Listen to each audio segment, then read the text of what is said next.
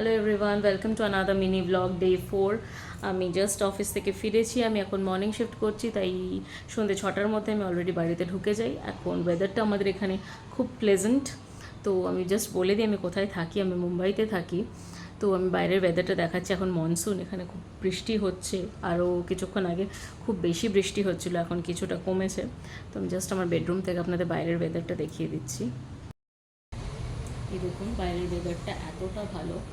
পুরো মেঘলা। এটা আমি আমার বেডরুমে জানলা থেকে আপনাদের দেখাচ্ছি। এটা খুব সুন্দর।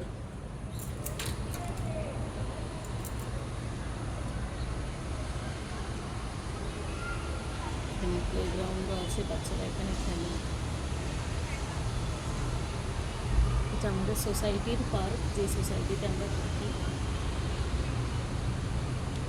আর বাইরে যখন এত সুন্দর ওয়েদার, তো মনটা তো একটু চা চা করবেই। তাই আমি একটু নিয়ে নিয়েছি দুধ চা। এটা চিনি ছাড়া দুধ চা আছে, আর তার সাথে আমি একটু ইউনিবিকের চকলেট বা চকোচিপ কুকিজটা নিয়েছি। এবার আমি এই চাটা একটু এনজয় করব। তো আমার চা খাওয়া হয়ে গেছে, এবার আমি রান্না করতে এসে গেছি। কালকে যেহেতু আমার মর্নিং শিফটে অফিস আছে, তাই আমি রাত্রে টিফিনের আইটেম বা ডিনারের আইটেমগুলো করে রাখবো। তো চলুন দেখে নিই কী কী রান্না করছি আমি। আজকে কেক ওভেনে আমার মা একটা কেক বানিয়েছে।